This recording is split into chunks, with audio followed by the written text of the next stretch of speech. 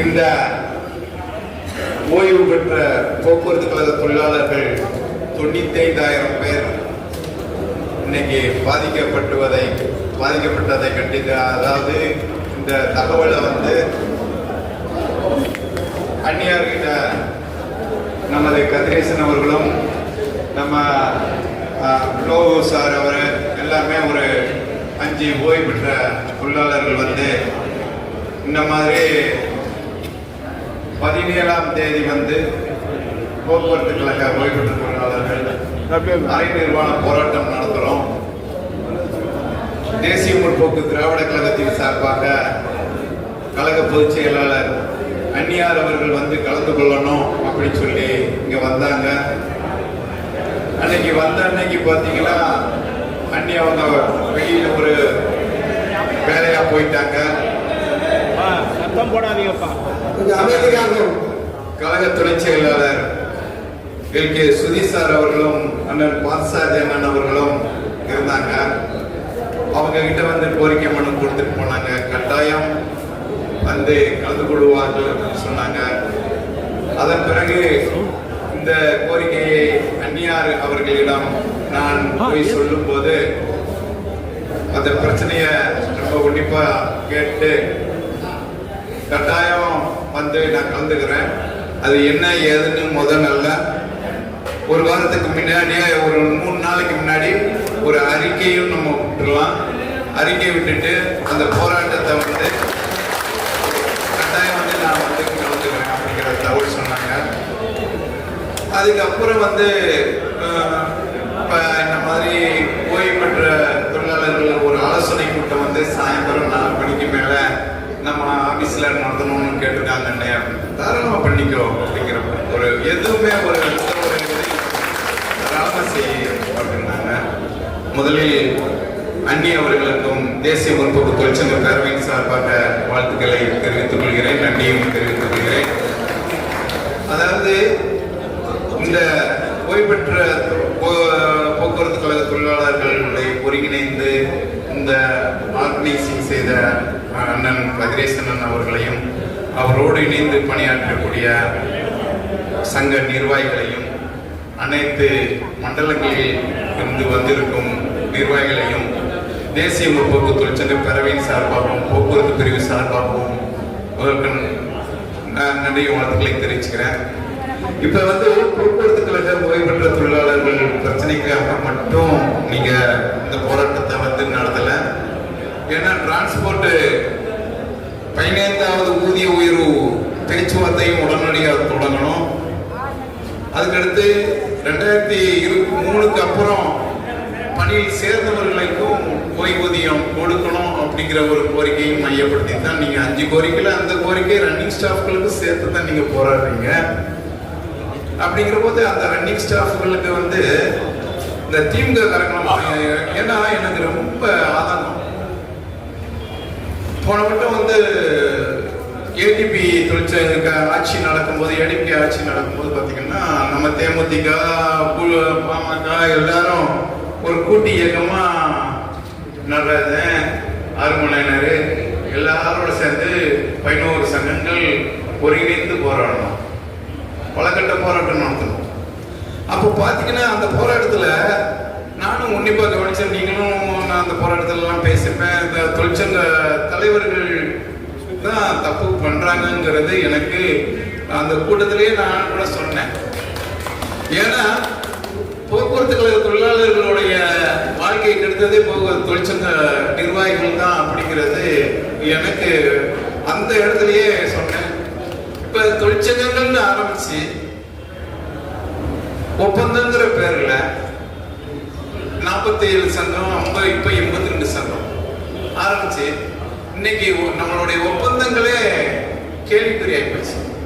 3 ஆண்டுக்கு ஒரு ஒப்பந்தம் போட்டோம், 4 ஆண்டு ஆக்குனாங்க, 4 ஆண்டு 5 ஆண்டு ஆச்சு, 5 ஆண்டு 6 ஆண்டு ஆயிப்போச்சு. ஆனா இதே ஏடிஎம்கே ஆட்சி இருக்கும்போது திமுக காரங்க மாசம் ஒரு போராட்டம் நடத்திட்டு ரொம்ப டார்ச்சர் பண்ணி என்ன பிரச்சனை பண்ணிக்கிட்டு இருந்தாங்க.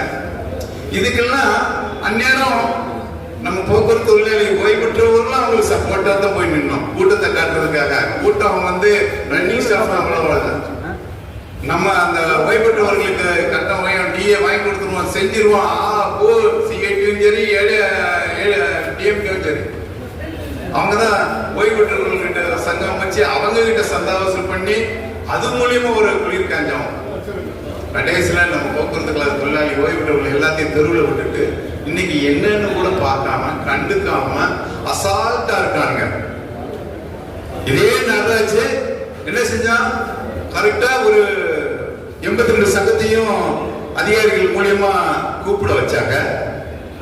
கூப்பிட வச்சு பேச்சுவார்த்தைங்கிற பேர்ல உட்கார வச்சாங்க. அந்த கூட்டத்துல இத்தனை சங்கங்களை வச்சு நீங்க பேசக்கூடாது, பேரவைகளை மட்டும் கூட்டு வச்சு பேசுங்க அப்படின்னு சொல்றாங்க. அதெல்லாம் டெக்னிக்கலா தொழிலாளியை ஏமாத்துறாங்க. சரி, 82 சங்கத்தை கூப்பிட்டாங்கல்ல, அவங்கள வச்சு பேச்சுவார்த்தை முடிக்க வேண்டியதுன்னு 4 வருஷம் ஆச்சு, 5வது வருஷம் ஸ்டார்ட் ஆயிடுச்சு, 6வது வருஷம் போகுதுல, நீங்க ஏன் அந்த காலத்துல அந்த இது செய்ய வேண்டியதுன்னு இல்ல இடைக்கால நிவாரணம் கொடுங்க அப்படின்னு சொல்லி அண்ணன் கமலக்கண்ணனும் நாங்கெல்லாம் குரல் கொடுக்கோம்ல. ஏடிபி அன்னைக்கு மட்டும் படகுன்னு உடனே ஒரு நிவாரணம் கொடுத்தாங்கல்ல, போன வட்டம் பேச்சுவார்த்தை கொஞ்சம் லேட் ஆகுதுன்னா உடனே நிவாரணம் கொடுத்தாங்கல்ல. அதே மாதிரி ஒரு நிவாரணத்தை கொடுத்துட வேண்டியதானே. ஆனா இந்த பேச்சுவார்த்தையை என்ன சொல்றாங்க, அந்த பேச்சுவார்த்தைக்கு பேரவைகளை மட்டும் கூப்பிடணும் அப்படிங்காங்க. பேரவைகளை மட்டும் கூப்பிட்டா அந்த சங்கத்துக்காரன் போய் கோர்ட்ல போய் ஸ்டே வாங்கிட்டா பேச்சுவார்த்தை நின்று போயிடும். அவனோட ஐடியா எப்படிலாம் திங்க் பண்ணி நம்ம தொழிலாளியை பழி வாங்குறாங்க என்பதை நம்ம தொழிலாளிகள் நல்லா புரிஞ்சுக்கணும். இப்ப நம்ம மேட்டுக்கு வரும். இன்னைக்கு நீதிமன்றம் நமக்கு கொடுக்கணும் அப்படி சொல்லுது. ஒவ்வொரு தொழிலாளியும் அவருடைய பணப்பலன்களுக்காக கோர்ட்டுக்கு போய் கேஸ் போட்டு ஒவ்வொருத்தரும் ஒவ்வொரு ஆள் போய் கோர்ட்ல போட முடியுமா? அதனால டோட்டலா இந்த போராட்டம் போன வட்டம் அண்ணன் கதிரேசன் அண்ணன் தலைமையில தான் ஒரு பெரிய லெவல்ல போராட்டம் நடந்துச்சு. அதுல நானும் அந்த போராட்டத்துல கலந்துக்கிட்டேன். அந்த கலந்துகிட்டு உடனே செக்ரட்டரியேட் நம்ம ஸ்டாலின் கிட்ட தான் நாங்க பேசுவோம் அப்படின்னு சொல்லி கோரிக்கை வச்சுட்டு அந்த போராட்டம் நம்ம நடத்தணும். சட்டசபையில ஸ்டாலின் உள்ள இருக்கவன தலைமைச் செயலாளர் இறையன்பு அனுப்பிவிட்டு நம்மளை சந்திக்க வச்சாரு அந்த கமிஷனர், போலீஸ் கமிஷனர். அவங்க கிட்ட போய் சொல்லும் போது அம்மா இப்ப ப்ராசஸ்ல இருக்கு, 2 ப்ராசஸ் இருக்கு. ஒண்ணு எந்த தேதியில இருந்து கொடுத்தா எவ்வளவு செலவாகுங்கிற ஒரு கணக்கு, அதுக்கடுத்து இந்த மாசத்துல இருந்து இம்ப்ளிமெண்ட் பண்ணா எவ்வளவு செலவாகுங்கிற கணக்கெல்லாம் போட்டு கொடுத்துருக்கோம் அப்படின்னு சொல்லி இறையன்பு அன்னைக்கு எங்ககிட்ட சொன்னார். அன்னைக்கு என்ன போராட்டமோ அன்னைக்கு எவ்வளவு 5000 பேருக்கு மேல இருக்கும், 8000 பேருக்கு மேல இருக்கும். அந்த போராட்டத்துல நம்ம அன்னைக்கு இறையன்பே சொல்லிட்டாரு அப்படின்னு சொல்லிட்டு நம்ம அன்னைக்கு கலந்து போயிட்டோம். இதுதானே உண்மை. இந்த வட்டம் நம்ம அதே மாதிரி செய்யணுமா? நம்மளுடைய கோரிக்கை வென்றெடுக்கும் வரை அந்த இடத்தை விட்டு நகரக்கூடாது. அதனால உங்களோட சேர்ந்து நாங்களும் அரை நிர்வாண போராட்டத்துக்கு எங்க தொழிற்சங்கத்தை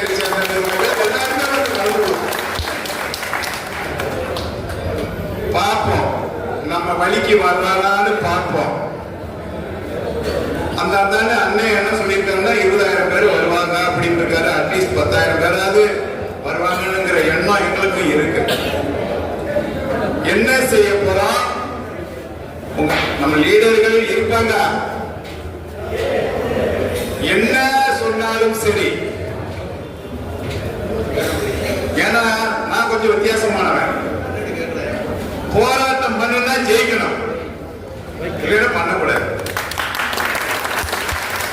பண்றதுக்கு நம்ம என்ன செய்யறது? நம்ம எந்த இடத்துல போராட்டம் பண்ண போறோம்? பல்லவன் இல்லத்துக்கு முன்னாடி இந்த 22 மண்டலத்துக்கு சம்பள பேச்சுவார்த்தை எல்லாம் நடத்தக்கூடிய அந்த மண்டலத்துக்கு முன்னாடி தான் நம்ம பேச்சுவார்த்தை நடத்த போறோம். இந்த இடத்தில் நாம் முக்கியமாக கவனிக்க வேண்டியது நம்மளுடைய போராட்டத்தை தீவிரப்படுத்துற அளவுக்கு என்ன செய்யணும்னா கவர்மெண்ட்டுக்கு டைம் கொடுப்போம். தலைவர் அவர்களுக்கும் ஒரு சின்ன வேண்டுதலா வைக்கிறேன்.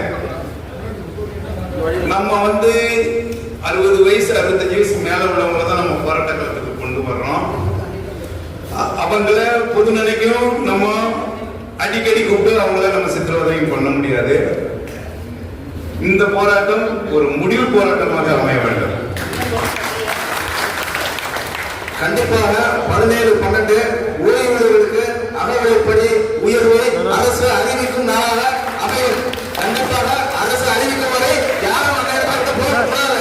எத்தனை நாளாக நம்ம அறிவிப்பு வருவதை காத்திருந்து அகவிலைப்படியுடன் வீடு செல்வோம் என்பதை தெரிவித்துக் கொள்கிறேன். அண்ணன் சொல்லிட்டாங்க. அதை எப்படி இம்ப்ளிமெண்ட் பண்ண போறாங்கிறது நம்ம கையில இருக்கு. நம்ம உழைச்சி நம்ம காசை திருடி அவன் ஏசி ரூமுக்குள்ள உட்காருவான், நம்ம ரோட்ல உட்கார்ந்து போராடணுமா? அப்படி என்ன செய்யணும்? சரியான இடத்துல தான் நம்ம போராட்டத்தை தேர்ந்தெடுத்திருக்கிறோம். டைம் தருவோம். கவுண்டிங் 6 மணி, மாலை 6 மணி முடியுது அவங்களுக்கு டைம். அதுக்கப்புறம் எல்லாம் என்ன செய்யணும்? டிப்போக்குள்ள போலாம். டிப்போக்குள்ள போய் எனக்கு காசு கொடுக்க முடியும், கையை போக மாட்டேன்னு சொல்லி பஸ்ல வெளியே கேட்ட நம்ம டிப்போக்குள்ள போய் உட்கார்றோம். காத்திருப்பு போராட்ட நடத்துவோம், வரட்டும், பார்ப்போம், கைது பண்ணட்டும், என்ன வேலை செய்யட்டும். நம்மளுடைய போராட்டத்தை பின்வாங்க கூடாது என்பதை இந்த நேரத்தில் தெரிவித்துக் கொண்டு முழு பக்கபலமாக தேசிய முற்போக்கு திராவிட கழகம் கொஞ்சம் பாருங்க பக்கபலமாக இருக்கும் என்பதை இந்த நேரத்தில் தெரிவிச்சுக்கிறேன். அன்னிக்கிட்ட இந்த வார்த்தை தான் நம்ம ஓய்வு பெற்றவங்க 65 வயசுக்கு மேல உள்ளவங்க 15க்கு மேல ரிட்டர்ன் ஆனவங்க எல்லாம் 13,000 ரூபாய் 12,000 பென்ஷன் வாங்குறாங்க. 20க்கு மேல ரிட்டர்ன் ஆனவங்க 25,000 ரூபாய் பென்ஷன் வாங்கிட்டு இருக்காங்க. ரொம்ப சிரமப்படுறாங்க. 10,000 பேர் செத்து போயிட்டாங்க. ரொம்ப ஆதரவு. ஏன்னா இப்ப அது சொன்ன உடனே அண்ணி ரொம்ப ஆச்சரியப்பட்டு இந்த போராட்டத்தை நீங்களும் வரணும் அண்ணி அப்படி சொன்ன உடனே சரி சொல்லு, கட்டாயம் அந்த போராட்டத்திற்கு ஆதரவாக குரல் கொடுப்பதற்கு அந்நியார் அவர்கள் கட்டாயம் வருவார்கள் என்பதை இந்த நேரத்தில் தெரிவிச்சுக்கிறேன். அதனால நீங்கள் நம்மளுடைய போராட்டத்தை வலிமையா கொண்டு போறதுக்கு எந்த வழியோ அந்த வழி, அதே மாதிரி எல்லாம் வயசானவங்க ஆம்புலன்ஸுங்களுக்கும் கொஞ்சம் நம்ம தகவல் சொல்லி வச்சுக்கணும். ஏன்னா சம்பவங்கள் நடக்கிறது பாதுகாப்பு நம்ம தொழிலாளிகளுக்கான பாதுகாப்பு கேட்டுக்கொண்டு இங்கே கலந்து கொண்ட அனைத்து நிர்வாகிகளுக்கும் தொழிலாளர்களுக்கும் மீண்டும் தேசிய முற்போக்கு திராவிட கழகத்தின் சார்பாகவும் தொழிற்சங்க பேரவையின் சார்பாகவும் நன்றி தெரிவித்துக் கொண்டு விடைபெறுகிறேன். துல்லியமாக தினசரி நடப்பு நிகழ்வுகளையும் கல்வி, விளையாட்டு, அரசியல், வாழ்க்கை முறை, மருத்துவம், தொழில்துறை, சினிமா, பொழுதுபோக்கு போன்ற பல்வேறு நிகழ்ச்சிகளையும் உடனுக்குடன் காண கேப்டன் டிவி மற்றும் கேப்டன் நியூஸ் சமூக வலைத்தள பக்கங்களோடு இணைந்திருங்கள். உங்கள் வணிகத்தை கேப்டன் டிவி மற்றும் கேப்டன் நியூஸில் விளம்பரத்தின் மூலம் மேம்படுத்த விருப்பமா? உடனே கீழே கொடுக்கப்படும் எண்ணிற்கு தொடர்பு கொள்ளுங்கள்.